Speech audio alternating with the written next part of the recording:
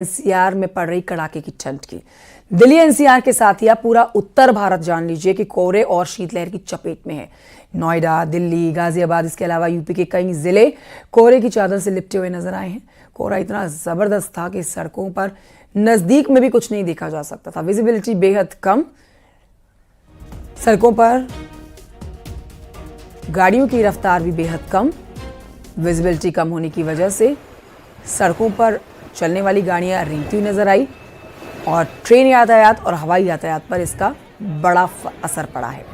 आपको यहाँ जानकारी दे देते हैं कि फ्लाइट्स जो हैं वो बड़ी संख्या में यहाँ पर देरी से उड़ान भर रही हैं। कई फ्लाइट्स को कैंसिल भी कर दिया गया है।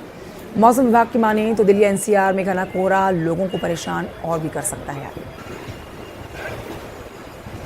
दिल्ली एनसीआर पर घने कोहरे और बढ़ती ठंड पर हमारे सहयोगी हमें और जानकारी देंगे, तस्वीरें भी दिखाएंगे। फिलहाल आप ये तस्वीरें देख रहे हैं, घना कोहरा, और जैसे जैसे दिन आगे बढ़ रहे हैं वैसे वैसे कोहरा भी बढ़ता हुआ नजर आ रहा है। नए साल का आगाज प्रचंड ठंड के साथ हुआ है। आज भी बहुत ज़्यादा कोहरा, विजिबिलिटी बेहद कम। अब लोगों को इंतज़ार है सूर्यदेव के प्रकट होने का, जिसके बाद ठंड से भी राहत मिले और कोहरे से भी राहत मिल सके। लेकिन बढ़ते कोहरे की वजह से सीधा असर इसका रेल यातायात और हवाई यातायात पर होता हुआ देखा जा रहा है। ठंड पर हमें और जानकारी देने के लिए प्रयागराज से राजीव सिंह जुड़ गए हैं। सीधे रुख करेंगे राजीव की तरफ। राजीव, प्रचंड ठंड है। नए साल के दिन जैसे जैसे आगे बढ़ रहे हैं वैसे वैसे तेज ठंड और कोहरे की मार लोगों को परेशान कर रही है। आप इस समय कहाँ मौजूद है प्रयागराज में?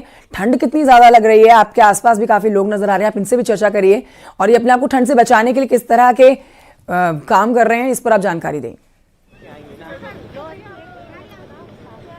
देखिए, इस वक्त मैं महाकुंभ के जो संगम क्षेत्र है वहां पर खड़ा हूं। आप देख सकते हैं कि यहां पर भीषण ठंड है और अभी भी 9 बजने को है और कोहरा आपको नजर आ रहा है। लेकिन उसके बावजूद जो महाकुंभ 2025 में आने का जोश और उत्साह है वो आप देख सकते हैं कि सैकड़ों की संख्या में पूरे देश के विभिन्न राज्यों से जो लोग हैं वो लगातार संगम की ओर बढ़ते हुए नजर आ रहे हैं। हमारे साथ भी कुछ लोग मौजूद हैं जिनसे हम बात करेंगे। मैडम, कहाँ से आए हैं आप लोग? यूपी, झांसी।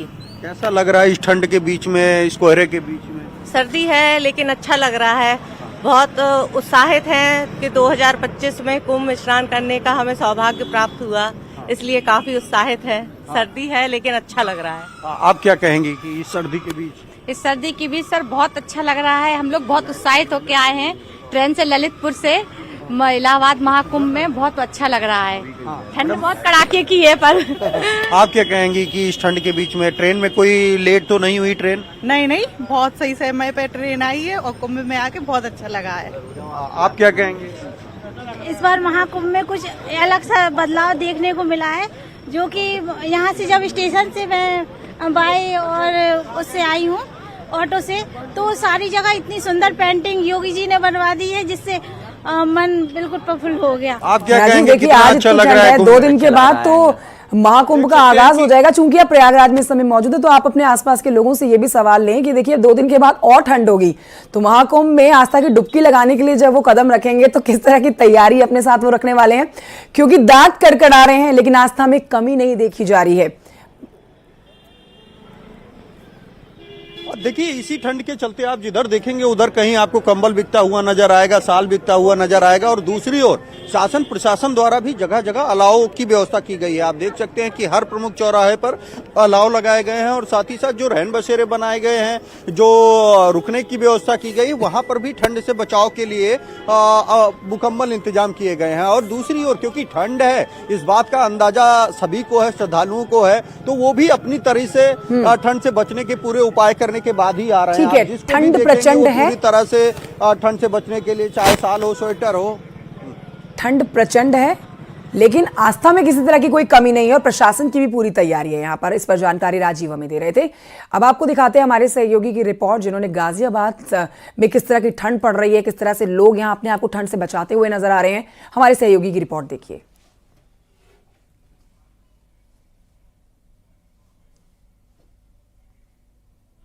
दिल्ली एनसीआर सहित गाजियाबाद को सुबह से ही कोहरे की सफेद चादर ने अपने आगोश में लिया हुआ है। तस्वीरें मैं आपको दिखाना चाहूंगा। फिलहाल हम खड़े हैं गाजियाबाद के धोबी घाट आरओबी पर और तस्वीरें सुबह के समय की हैं। सुबह के समय में भी वाहन चालक जो हैं वो अपने अपने वाहनों की लाइट जलाकर चल रहे हैं। वजह साफ है कि बढ़ते हुए कोहरे की वजह से विजुअलिटी बेहद ही कम हो जाती है, जिसके चलते कई बार कई दुर्घटनाएं भी हो जाती हैं।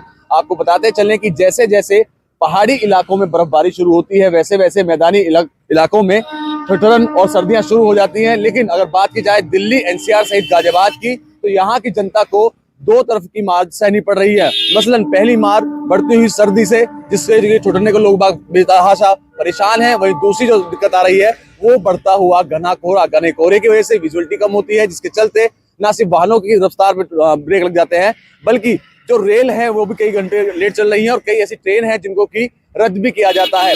हालांकि इस दौरान डॉक्टर ने भी ये हिदायत दी है कि जो लोग सुबह के समय मॉर्निंग वॉक पर जाते हैं, खासकर बड़े बुजुर्ग, वो अभी जाना अवॉइड करें, क्योंकि सुबह के समय वाला ये कोहरा बेहद ही घातक भी साबित हो सकता है। कैमरा पर्सन सतीश के साथ अमित राणा, न्यूज़ 18 उत्तर प्रदेश।